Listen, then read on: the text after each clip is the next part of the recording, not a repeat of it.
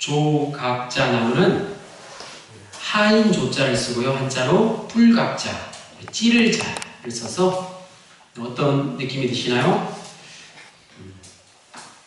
그래도 잘 모르시겠죠? 이 나무가 조각자 나무예요. 여러분 구세공부 다들 보셨죠? 구세공부 맨 첫 페이지에 나오는 이 나무가 조각자 나무입니다. 이 내용을 읽어보신 분들은 아시겠지만 이 사진을 볼 때 저는 정말 깜짝 놀랐습니다. 어떻게 이렇게 무시무시한 가시가 이렇게 나무를 휘감고 있을까? 이런 생각들 안 해보셨나요? 그런데 이 가시는 길이가 한 10cm 정도 되는데 한방에서는 소종과 배농 등의 효과가 있어서 종기, 아시죠? 종기 치료에 쓰인다고 합니다. 갈아서 이 가시를 다 떼어서 말려서 갈아서 그렇게 사용한다고 합니다. 그런데 이 나무는 우리가 아는 그 가시나무가 있잖아요. 탱자나무 아시죠? 탱자나무도 있고 또 가시나무라는 또 나무가 있는데 그런 다른 어떤 가시나무처럼 전체가 가시로 덮여져 있는 나무는 아닙니다. 그죠? 덩치는 무척 크고 이 위에 보면 사진에 다 안 나왔는데 이런 나뭇잎들이 무성하게 달려 있습니다. 덩치가 무척 커서 힘이 없는 그냥 그런 가냘픈 연약한 나무도 아닌데 무엇이 그리 두려운지 나무 둥치를 전체 살벌한 가시로 무장하고 있습니다. 누구든지 접근하면 찔러버릴 그런 기세입니다. 왜 저토록 무서운 가시로 무장을 했을까? 아니면 그저 허세를 부리고 있는 것일까? 라는 생각을 해봅니다. 전문가가 아니어서 그 이유를 정확하게 알 수는 없지만 저 조각자 나무에 마음을 열고 다가서기가 좀처럼 쉽지 않습니다. 혹시 우리 주위에 이러한 조각자 나무와 같은 존재가 있지는 않습니까? 우리가 살아가는 이 세상에는 이 조각자 나무처럼 다가오는 이에게 자신의 곁, 즉 자리를 내어주지 않고 상처를 주는 것들이 있습니다. 그 중에 우리들 인간이야말로, 우리들 자신이야말로 서로에게 가장 상처를 많이 주는 존재일 줄 모릅니다. 그래서 가끔은 너 때문에 내가 아파하고 나 때문에 너의 가슴이 아픈가 봅니다. 바로 그때 상처받았을 때 우리가 흔히 사용하는 것이 있는데 여러분 상처하면 무엇이 생각나시나요? 아이들 상처가 나면 어떻게 해주시죠? 어떤 약보다 저는 먼저 반창고가 생각나요. 반창고 아시죠? 한때는 모 회사에 이름을 따서 데일밴드라고 여러분 다 아시죠? 근데 데일밴드가 정확한 이름은 아니죠? 일회용 반창고가 정확한 명칭인 겁니다. 그래서 이 반창고를 사람의 상처에 씻겨 붙여 줄 수 있는 그런 것으로 많이들 사용했습니다. 아이들이 넘어지고 상처가 나도 반창고 하나면 해결되고 얼굴에 뭐가 나서 손을 댔더니 피가 날 때 그 피를 멈추게도 하고 또 소독도 해주는 것이 바로 반창고입니다. 이처럼 반창고는 대단한 유세를 떨지 않으면서도 남의 상처를 가려주고 그 상처를 치료해주는 존재인 것이죠. 이제 우리는 추수감사주의를 맞으면서 감사하다고 말하기 이전에 먼저 미안하다고 고백할 수 있으면 좋겠습니다. 왜냐하면 진정한 감사는 상대방에게 먼저 미안한 마음을 가질 수 있을 때 가능하기 때문입니다. 그동안 우리는 오랜 시간 동안 서로에게 상처를 주면서 살아왔습니다. 누구의 잘못도 아닙니다. 누구를 탓하려고 하는 것도 아닙니다. 이제 그 상처에 반창고를 붙여주었으면 좋겠습니다. 옆 사람을 모시고 한번 이렇게 고백해 보겠습니다. 제가 먼저 미안합니다. 이렇게 한번 고백해 봅시다. 옆사람 보시고 제가 먼저 미안합니다. 제가 먼저 감사합니다. 라고 또 고백해 보세요.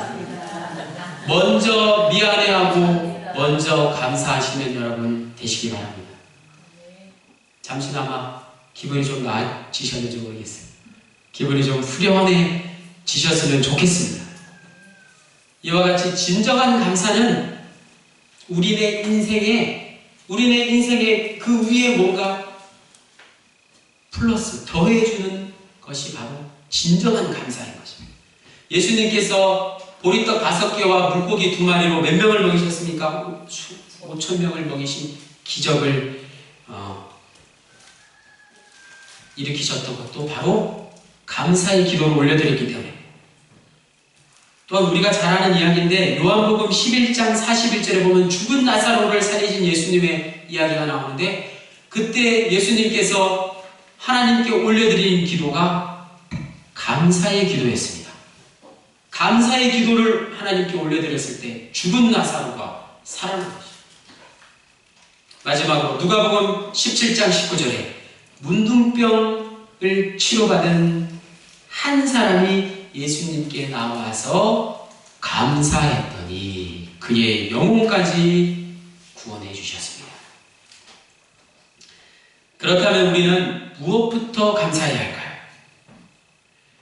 오늘 본문 데살로니가전서 5장 18절에 범사에 감사하라 라고 말하고 있습니다. 이 말씀은 모든 면에서 감사하라는 말씀입니다. 오늘 본문 데살로니가전서 5장 18절을 그냥 스쳐 지나가지 마시고 잘 아는 말씀이라고 그냥 스쳐 지나가지 마시고 탐구하며 다시 한번 읽어보겠습니다. 어디서부터 읽느냐면 15절 마지막부터 읽으시기 바랍니다. 항상 선을 따르라. 항상 기뻐하라. 쉬지 말고 기도하라. 범사에 감사하라. 이렇게 끝나죠. 오늘 본문을 잘 읽어보시면 우리의 신앙생활에 몇 가지? 4가지 실천사항이 아주 구체적으로 명확하게 나와 있습니다. 우리의 신앙의 목표가 예수님을 닮아가는 것, 예수 그리스도의 제자가 되는 것이라면 그러기 위해서 우리가 행해야 할 것, 실천해야 할 것이 바로 이 4가지인 것입니다. 항상 선을 따르라. 항상 기뻐하라.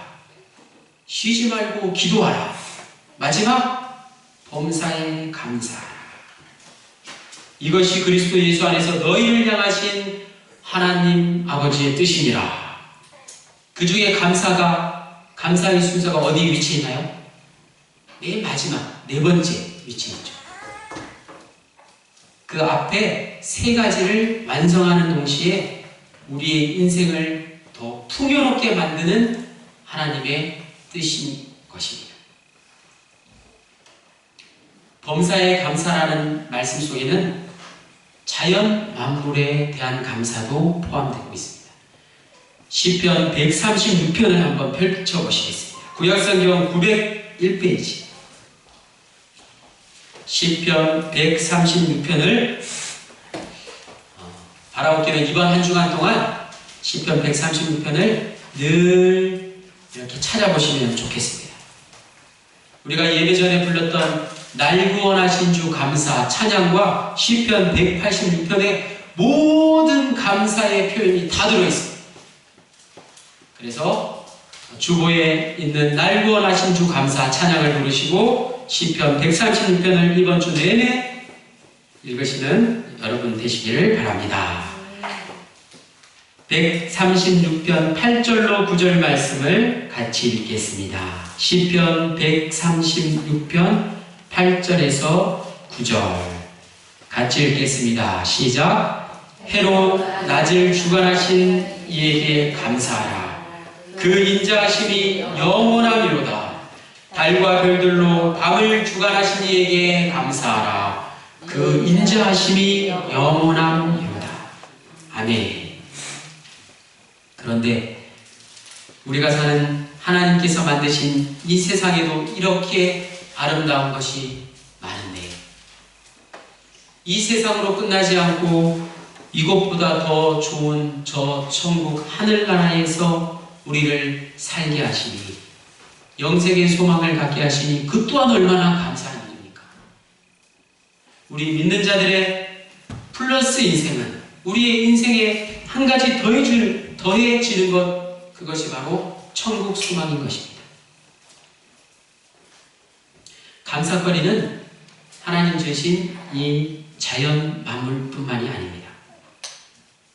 여러분께서 고백하셨듯이, 옆 사람을 보시고 고백하셨듯이 우리 주위를 둘러보면, 우리 주변에 있는 사람들을 보면 감사할 것이 얼마나 많은지 모릅니다.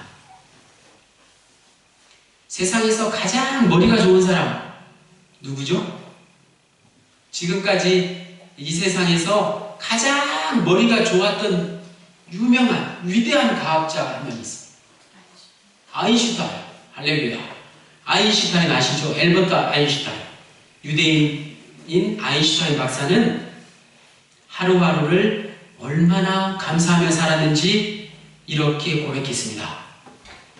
나는 내 안에서 이루어지는 삶과 밖에서 이루어지는 삶이 죽은 사람이든 살아있는 사람이든 다른 사람들의 수고에 의존하고 있다는 사실을 매일같이 하루에 100번씩 스스로에게 일깨우며 살아간다. 몇 번씩요? 하루에 100번씩 자기 자신에게 감사하며 살아간다고 이야기했습니다. 자신의 그 기념비적인 업적은 자신의 머리가 좋아서 똑똑해서 이루어진 것이 아님을 고백한 것입니다. 그의 고백 가운데 그동안 앞서가신 사람들, 선배 과학자들, 그리고 그들의 선조들, 또한 현재 주위에 있는 사람들의 노고에 감사하는 그런 삶을 살았습니다. 그래서 그들의 선조와 그들의 주위 사람들에게 하루에 100번씩 감사하며 살았다고 하니 이 얼마나 위대한 감사입니까? 인류 가운데 가장 똑똑한 사람이 그들의 선조들과 그들의 이웃들에게 고마워하며 살았는데 그것도 하루에 100번씩 여기에 그가 인생을 행복하게 살며 자기 자신을 플러스 인생으로 만든 비결, 바로 주변 사람을 보며 감사하는 것입니다. 여러분 주위를 돌아보시면서 항상 감사하는 마음이 일어나시면 좋겠습니다. 당신 때문에 감사합니다. 이런 고백이 마음속 깊은 곳에서 우러나올 수 있기를 기원합니다. 마지막 세 번째는 평범함 속에서 감사하는 것입니다.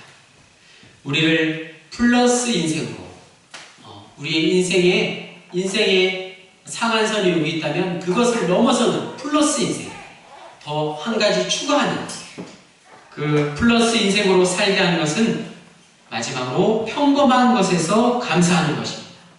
많은 사람들이 특별한 감사의 조건만 보고 감사하려고 합니다. 하지만 우리는 당연한 것으로 여겨지는 것들을 보고도 감사할 수 있습니다. 잘 알다시피 이 세상에는 나를 불편하게 하는 일들 투성이고 정의롭지 못한 일들 차고 넘치고 그로 인하여서 화를 낼 일들이 끝도 없이 많이 있습니다. 그런데 이러한 것들을 심각하게 바라보며 그것들에 불만할 때 나만 속상하고 나 혼자만 화가 나는 것이죠.